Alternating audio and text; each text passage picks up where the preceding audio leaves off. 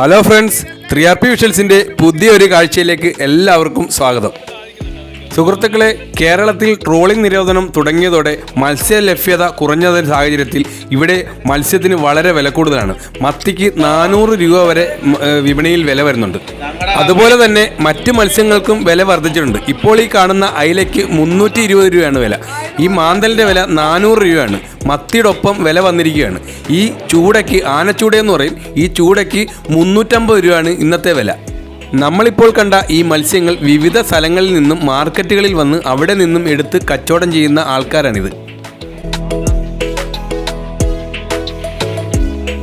മാർക്കറ്റിൽ നിന്നും എടുക്കുമ്പോഴുള്ള മത്സ്യത്തിലെ ഐസ് നീക്കി പകരം പുതിയ ഐസ് ഇട്ടതിന് ശേഷമാണ് കച്ചവടത്തിന് കൊണ്ടുപോകുന്നത്.